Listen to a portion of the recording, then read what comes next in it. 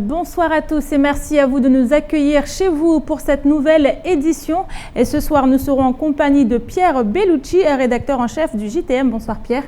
Bonsoir Amina, bonsoir à tous. Alors ce soir, vous nous emmènerez du côté de Longoni avec précisément ce conflit qui oppose encore et toujours MCG, le délégataire du port, et la SMART, manutentionnaire historique. Alors malgré les décisions de justice qui ont été prises, on voit que dans les deux camps, ça continue à tirer l'un sur l'autre.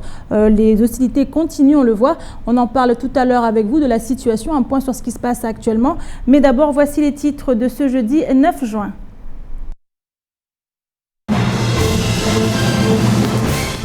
Les contrôles se poursuivent place de la République. Près de 150 personnes ont dû présenter leur identité aux forces de l'ordre ce matin, ce qui a provoqué la colère du collectif de soutien aux décasés. Les membres crient à l'acharnement et démentent les dernières déclarations de l'État sur la situation. Le point dans votre journal.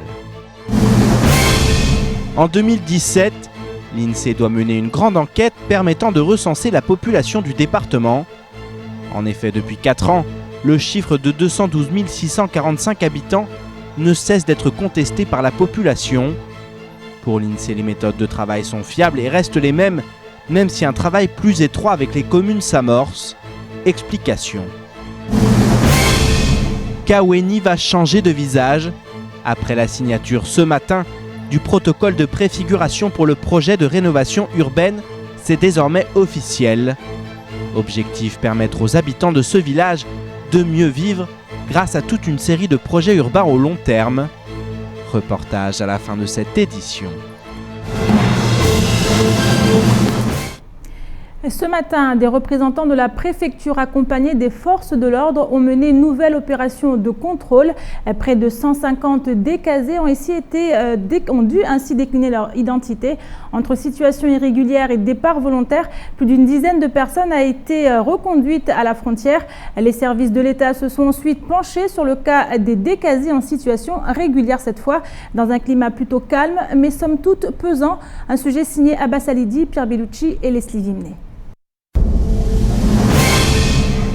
Nouvelle opération des forces de l'ordre ce matin, place de la République. Les semaines passent, mais la situation des décasés s'enlise, tandis que de nouvelles familles ont grossi les rangs durant le week-end. Le directeur adjoint de la police aux frontières nous en dit plus sur la mission des autorités ce matin. Nous sommes ici ce matin avec des agents de la préfecture, de la sécurité publique, des gendarmes et donc la police aux frontières. Et nous faisons un recensement de la population place de la République sur ce camp des décasés. Et nous contrôlons leurs situations administratives et nous essayons d'apporter avec la préfecture, les associations et les autorités une réponse adaptée au cas par cas. Tout est en cours de relogement. Les gens qui les ont expulsés de certains terrains ou qui ont expulsé de certains terrains seront peut-être relogés chez eux où ils étaient habituellement. Et après, il y a d'autres solutions qui seront apportées. Tout est en cours, tout est à l'étude. Je ne peux pas vous donner toutes les réponses, mais tout se fait dans la dignité, dans le respect des gens, avec humanité, mais aussi avec fermeté, dans un état de droit. Du côté des décasés, la fatigue et la lassitude ne fait qu'augmenter au fil des jours. Et selon cette femme, les autorités auraient réclamé que les parents trouvent rapidement des solutions de repli pour eux, mais aussi et surtout pour leurs enfants. Warambiamba wasirlona wanazaza watiti vavo ruarenger lauren razungwe wahano riketsi be desemfuatore gyo asirengana toa wabele thamdeke o war transfer komori mwanangu wa baba Mfaransa lona mobingana wona mobelo hako moru wanato eba watoshinda walele modelino walelawo obaba shujwa somedza tabyambovu wasomedzo widzi meswari ngomba na komori do hibao safwa mishtoka ya njivia la police lomon vabo do arambia na mzungule tijambole do abilwa préfet ou de wararo c'est pas.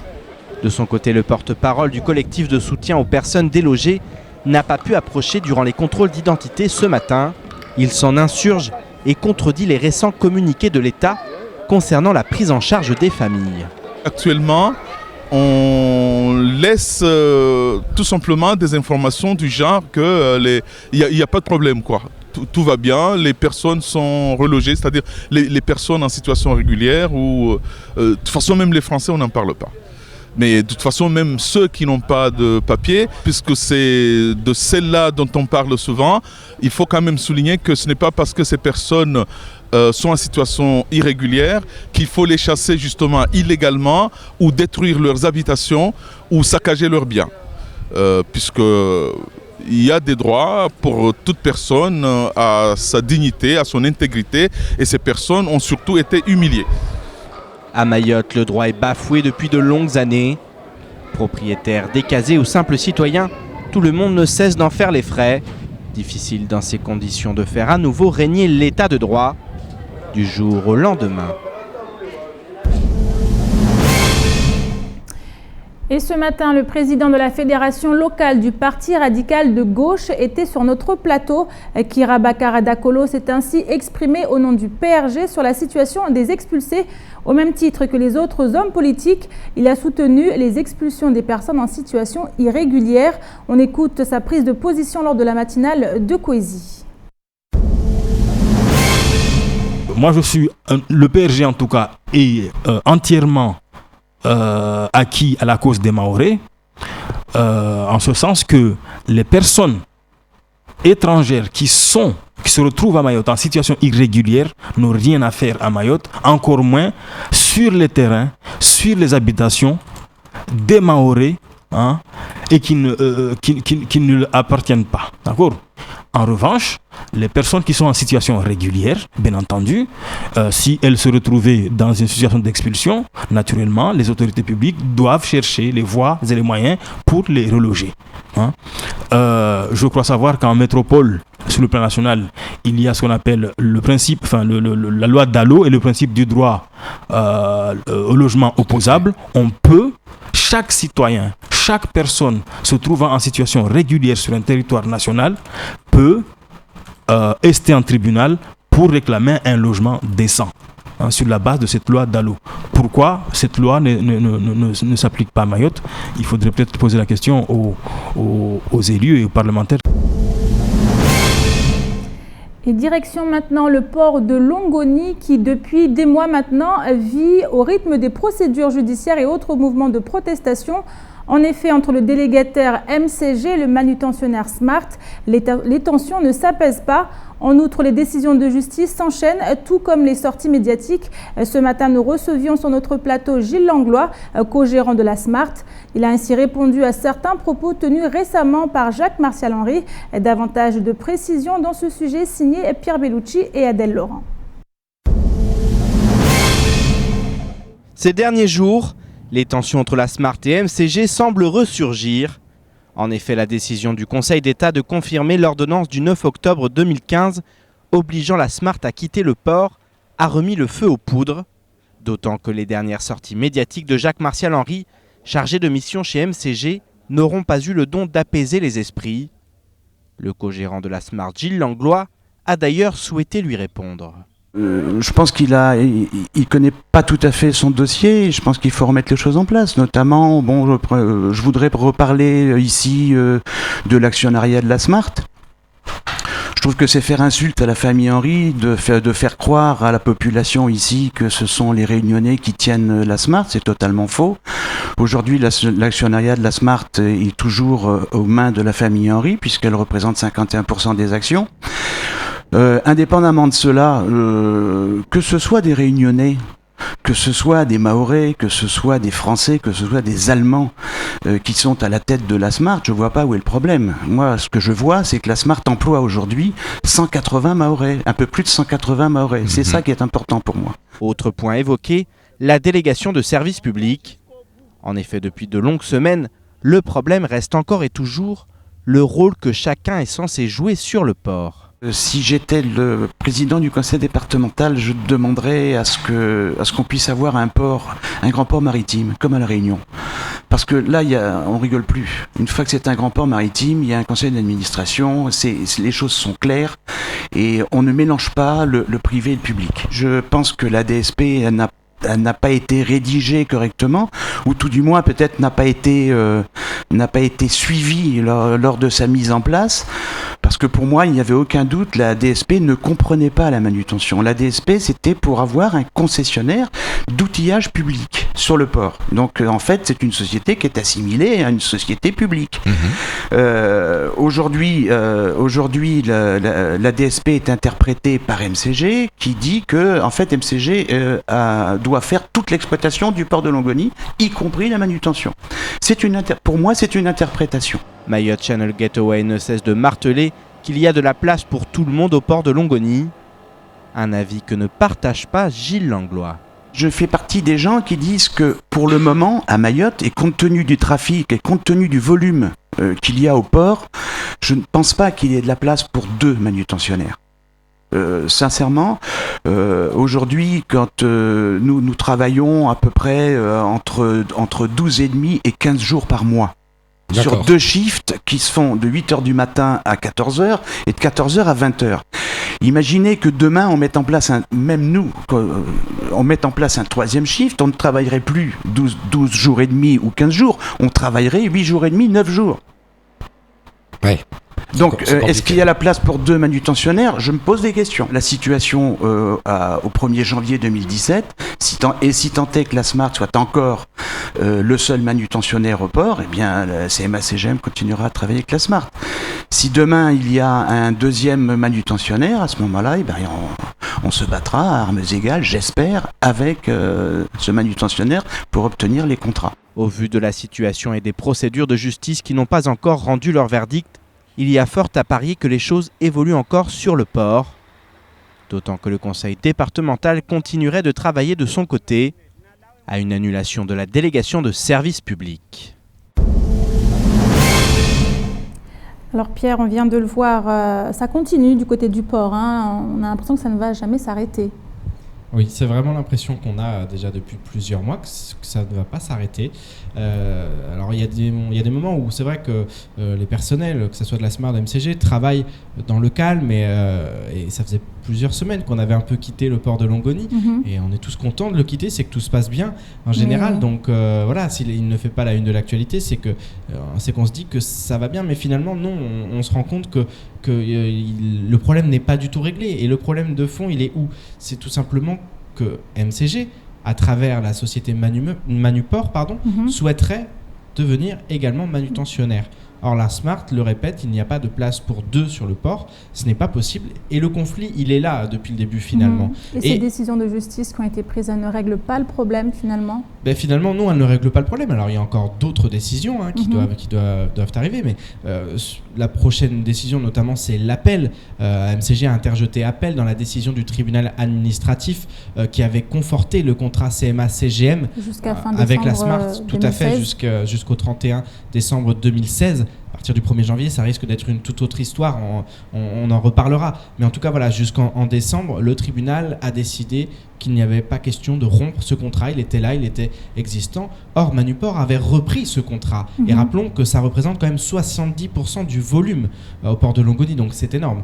Donc voilà, le problème, il est là depuis pas mal de mois, donc on va voir ce que donne cet appel. Maintenant, on se demande un peu où on va comme ça. Et on sait aussi que de son côté, le conseil départemental est en train d'étudier tous les manquements au règlement qu'aurait pu commettre MCG, parce que cette DSP, finalement, elle pose problème. On parle d'un grand port maritime, pourquoi pas ? Alors on se souvient aussi à l'époque entre la Chambre des métiers, la CCI, voilà, il y avait, donc voilà, donc beaucoup de postulants en fait. On revient un peu en arrière, et puis on le voit aussi, il y a une certaine tension entre les personnes. Beaucoup à la Smart reprochent, notamment à Jacques-Martial Henry, qui aujourd'hui travaille pour MCG, d'avoir été à l'époque, il faisait partie de la commission qui a attribué la DSP, même s'il était que suppléant. Donc voilà, donc vous voyez, le problème aussi, c'est que les problèmes ne sont pas résolus, et puis à la moindre étincelle, on rajoute de l'huile sur le feu, et c'est vrai que voilà, la situation, elle est telle quelle, parce que la Smart dit non, on ne savait pas que MCG souhaitait devenir manutentionnaire, elle ne l'a jamais dit, Idanel, et effectivement, aujourd'hui, on le sait, c'est son intention, elle veut aussi ce marché. Et la Smart qui est également menacée d'expulsion. Oui, alors menacé d'expulsion, non, il ne cesse de le répéter parce qu'effectivement le Conseil d'État a cassé la décision dite du tribunal et notamment donc cette ordonnance d'expulsion de la Smart. Donc il y avait eu une première décision de justice où la Smart devait être expulsée, une seconde où non, le tribunal revenait sur la décision, la Smart pouvait rester. Donc c'est un feuilleton finalement qu'on suit depuis des semaines et que tout le monde souhaiterait qu'il prenne fin rapidement. Donc à ce niveau-là, Amina, sur aujourd'hui, il y a eu un agrément qui a été délivré, par MCG. Il y a un contrat, donc il n'y a pas de problème là-dessus. Logiquement, effectivement, la décision du Conseil d'État, elle va dans le sens d'MCG. Maintenant, logiquement, il ne devrait pas y avoir de problème là-dessus. Là où les problèmes se poseront, ça sera surtout sur les contrats.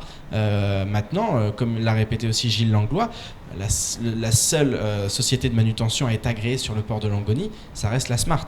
Donc voilà, donc en tout cas c'est vraiment un épineux sujet, j'allais dire, ce port de Longoni, cette DSP, ces deux sociétés qui depuis des mois sont en conflit, et un conflit où on ne voit pas vraiment l'issue. Alors peut-être que le conseil départemental possède lui la solution et de son côté recherche une solution qui risque d'être radicale et qui pourrait être l'annulation de la DSP. Merci beaucoup Pierre. À rappeler que l'intégralité du temps de parole de Gilles Langlois sera disponible à la fin de cette édition. Et tout autre sujet maintenant, depuis 1958, l'INSEE met en place un recensement tous les 5 ans de la population mahoraise. Le prochain recensement de la population est prévu pour 2017. L'Institut national de la statistique et des études économiques souhaite pour ce faire améliorer le partenariat qu'il a construit avec les différentes communes de l'île. 530 agents recenseurs, 53 contrôleurs et 7 superviseurs seront embauchés pour l'occasion. Le budget total de l'opération est de 1,5 million d'euros. Zoom sur les préparatifs de ce recensement 2017 dans ce reportage signé Adèle Laurent. Définir la population de Mayotte et de chacune de ses communes et mieux connaître ses habitants, voici les buts premiers du recensement. Mayotte tenant une place particulière dans le panel des départements français, le recensement est lui aussi particulier. Le chef du service régional de l'INSEE Mayotte nous en dit plus. Alors, on ne fait pas le même questionnaire que en métropole et les autres départements d'outre-mer. Alors, principalement parce que les conditions de vie sont différentes. Alors, en particulier, on pose des questions d'accès à l'eau, l'électricité, d'équipement du logement, réfrigérateur et autres équipements du ménage. Alors, on n'écrit pas le questionnaire en shimaoré en tant que tel, mais le questionnaire, contrairement aux autres territoires, se fait toujours en interview. Donc, l'agent recenseur a possibilité de faire passer le questionnement en shimaoré ou en shibushi, le cas échéant. 212 645 personnes, c'est le chiffre du recensement très contesté réalisé en 2012. Pour éviter que les chiffres ne soient à nouveau remis en question, l'INSEE souhaite être plus transparent sur ses méthodes. L'Institut compte également améliorer le partenariat qu'il a construit avec les communes de Mayotte. Le recensement se fera donc en 2 temps. Durant 6 mois, des enquêteurs de l'INSEE ratisseront le territoire pour repérer l'ensemble du bâti existant afin de le soumettre aux communes pour validation. Après cela, les 530 agents recenseurs iront poser le questionnaire du recensement aux citoyens. En prenant en compte les 53 contrôleurs et les 7 superviseurs, ce sont en tout 600 agents qui travailleront sur cette opération. Jamel Mekaoui nous explique comment se déroule le contrôle de ce dispositif. Évidemment, ces opérations sont contrôlées, mais le plus important, c'est de les contrôler en continu. Donc pour ce faire, on a les 600 agents. Et ce que je n'ai pas évoqué, on a demandé aux mairies de nommer au sein de sa commune un correspondant communal qui sera notre relais principal pour permettre d'aboutir à un meilleur partage et à la meilleure efficacité possible. Le fait d'impliquer les communes au sein du dispositif n'est pas neutre. Ça permet aussi aux communes qui sont les directs bénéficiaires des dotations globales de fonctionnement d'avoir un regard et un œil et un appui sur ces opérations. L'objectif, c'est de travailler ensemble pour aboutir à la meilleure qualité possible. Mais je le rappelle, on ne considère pas que la qualité de 2012 était défaillante, mais notre grand objectif, c'est de permettre une meilleure collaboration pour partager dès à présent nos méthodes, nos problématiques, pour qu'on ne soit pas seul sur l'opération en bout de chaîne. En effet, la population d'une commune intervient dans le calcul de la principale dotation que lui verse l'État, la dotation globale de fonctionnement. Mais tous les habitants de Mayotte sont-ils recensés? Jamel Mekaoui nous fournit la réponse. Souvent, j'entends dire que les illégaux ne sont pas compris dans le recensement. Et je vais m'inscrire en faux contre cette opinion. L'ensemble de la population est comptabilisée. Donc, lors du dernier recensement, on avait le chiffre impressionnant de 40% d'étrangers. C'est pas neutre. Et parmi ces 40% d'étrangers, on est très très loin du nombre de personnes comptabilisées avec des cartes de séjour. L'idée, c'est vraiment de mieux connaître la population et il n'est pas envisageable de mélanger une opération statistique avec une opération de contrôle sur le terrain. Cette opération statistique de dénombrement de la population devrait se dérouler du 5 septembre au 2 octobre de l'année prochaine. Les premiers résultats seront diffusés fin 2017. L'enjeu est important pour Mayotte, pour les communes, mais aussi pour l'INSEE, très attendu au tournant. Et ça y est, Mayotte a désormais son nouveau secrétaire général aux affaires régionales. Intronisé aujourd'hui même, Jean Almazan a tenu sa première conférence de presse à 16h. L'occasion d'évoquer la mission qui l'attend, notamment en ce qui concerne les fonds européens. Nous avons eu l'occasion de lui poser quelques questions au sortir de la conférence. Je vous propose d'écouter ses premières déclarations en compagnie de Pierre Bellucci et d'Abbas Alidi. Jean Almazan, bonjour. Vous êtes le nouveau secrétaire général des affaires régionales de Mayotte. Comment vous appréhendez ou comment vous abordez ce nouveau poste sur ce département dans ce contexte aussi particulier ? Écoutez, comment je l'aborde comme tout poste nouveau, puisqu'on est habitué à la mobilité, donc plein d'enthousiasme et puis surtout plein de conviction qu'il y a extrêmement de choses à faire. Et dans ce poste de SGAR, avec les moyens qui nous sont alloués, j'espère qu'on va optimiser la réalisation de toutes ces actions pour développer et finalement aider à un mieux vivre de tous les Mahorais. Alors justement, on imagine que vous avez priorisé ce qu'il faut faire dans un premier temps. Quelles sont les priorités là le poste a été vacant en plus pendant quelques mois. Quelles sont les priorités? On imagine notamment les fonds européens, FEDER, FSE. C'est un peu le fond de notre mission. Donc c'est en tant qu'autorité de gestion de gérer les fonds européens, les crédits du plan État-région. Donc les priorités, elles ont déjà été définies puisque à partir des diagnostics, il y a eu des axes et des thématiques qui ont été fixés. Après, les dossiers et les projets existent. Maintenant, notre priorité, elle est de poursuivre c'est l'instruction de certains dossiers, de favoriser l'accompagnement des différents porteurs de manière à arriver à ce que la mise en œuvre de ces projets soit abouti. Justement, il y a eu pas mal de retard à ce niveau-là sur ces fonds européens. On sait que beaucoup de fonds n'ont toujours pas été consommés. Qu'est-ce que vous allez faire justement pour réussir à ce que, j'imagine, un meilleur accompagnement, mais j'imagine que vous avez des choses précises qu'il faut faire pour que ces fonds soient rapidement consommés? Alors, du retard, c'est toujours relatif le retard, hein. L'important, il est d'arriver au bout de notre période de 2015-2020 et d'avoir, c'est ça notre objectif, d'avoir consommé les crédits. Alors, les priorités, il n'y a pas d'urgence et effectivement, il faut considérer d'une part que la région ultra-périphérique de Mayotte, ça date de 2013, donc c'est assez récent. Donc relativiser ce retard. Il est vrai que sur certaines lignes, sur certains axes, on a moins de projets.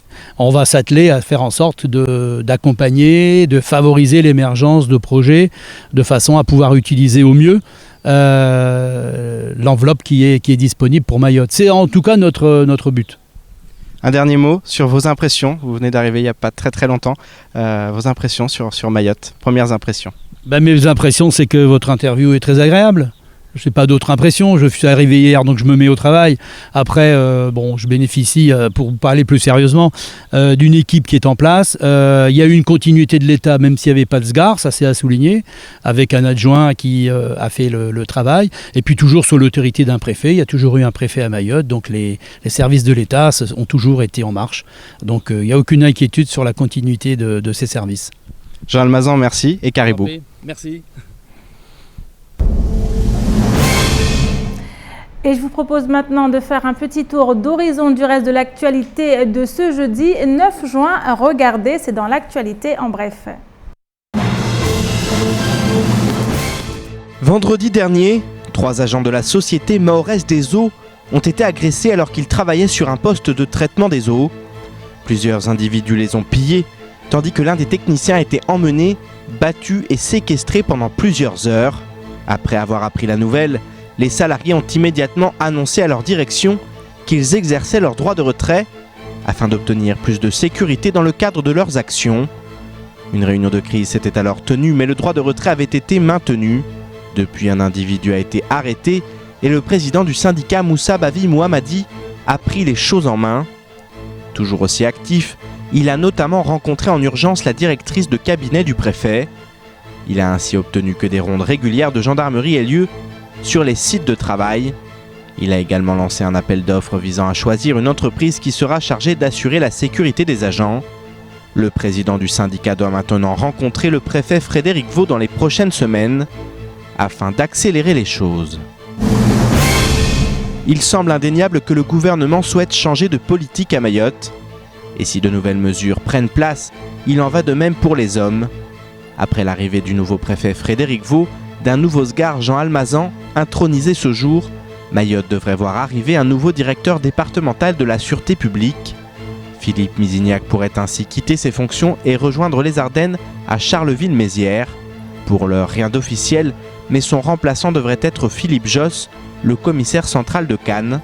Passé par Paris, Villeurbanne, Ajaccio, Angers ou encore Béziers, il devrait rejoindre le département incessamment sous peu. Mais entre Cannes, la Douce et l'île aux Lagons, le choc risque d'être réel et la mission immense dans un commissariat sous-dimensionné avec des effectifs proches du burn-out. Quoi qu'il en soit, la nouvelle prouve une nouvelle fois que le changement amorcé continue. Demain soir, le nouveau Boeing 787-800 d'Air Austral décollera pour Paris lors d'un vol direct inaugural qui doit faire date. À cette occasion, beaucoup s'étonnent que les élus de Mayotte aient dû payer eux-mêmes leurs billets d'avion. Pour le président de l'association des maires, Saïd Omar Wali, c'est tout simplement un scandale. Les élus n'ont pas fait entendre leur voix pour réclamer une prise en charge. Il ajoute ainsi « Où est la crédibilité de Mayotte ? Ce sont encore une fois les Mahorais qui doivent payer ». A noter qu'hier soir, la compagnie réunionnaise a été récompensée pour son travail. En effet, lors de la cérémonie des victoires du tourisme qui se tenait à l'hôtel intercontinental Paris-le-Grand, Air Austral a ainsi reçu le prix de la meilleure compagnie aérienne. Et enfin, Mayotte accueille actuellement le directeur général de l'Agence nationale de la rénovation urbaine. L'occasion de visiter les nouveaux sites éligibles que sont Kongou, La Petite Terre et Kaweni. Et en ce qui concerne ce dernier village, un protocole de préfiguration du projet de rénovation a été signé ce matin en présence des différentes parties concernées. Un moment important qui acte officiellement un changement de visage pour le Kaweni de demain. Les explications dans ce sujet signées Abbas Alidi, Pierre Bellucci et Leslie Vimné. Le village de Kaweni jouit depuis de longues années déjà d'une bien mauvaise réputation. Le besoin de changer son image et son visage est devenu criant et c'est ce qui doit se passer dans les prochaines années grâce au nouveau programme national de rénovation urbaine. Alors aujourd'hui, on vient lancer le nouveau programme national de renouvellement urbain. Il y a 200 quartiers qui ont été sélectionnés comme prioritaires au niveau national, dont 3 à Mayotte et dont 1 Kaweni à Mamoudzou. Et donc aujourd'hui, on vient lancer ce programme avec ce qu'on appelle la préfiguration pour concevoir le projet urbain qui va permettre une intervention forte dans ce quartier dans les années qui viennent. Les 2 prochaines années doivent permettre de penser le futur visage de Kaweni. En effet, qui dit renouvellement urbain, dit nouveau visage, mais également bouleversement du quotidien des administrés. C'est un changement énorme parce que c'est les conditions de vie, l'amélioration du cadre de vie que nous visons. Parce qu'au jour d'aujourd'hui, vous voyez, les hauteurs de Kaweni sont occupées. Et quand il y a un incident, un accident, les forces de l'ordre, les services de secours ont du mal à s'avancer. Et là, c'est pour améliorer, donner un nouveau visage du village de Kaweni dans tous les sens du terme. L'éducation, la jeunesse, l'économie, le social, tout est pris en compte, sont des facteurs qui rentrent dans le renouvellement urbain. La signature a eu lieu en présence de nombreuses personnalités et notamment du représentant de l'État à Mayotte, Frédéric Vaux. Ce dernier a ainsi rappelé qu'il ne s'agit là que d'un premier pas vers un changement dans la dynamique urbaine pour les 3 sites choisis par l'ANRU. Cette signature est importante parce que c'est la première d'une série de conventions de l'ANRU ici à Mayotte. L'ANRU, c'est l'Agence nationale pour la rénovation urbaine. C'est l'agence de l'État qui permet la restructuration des quartiers.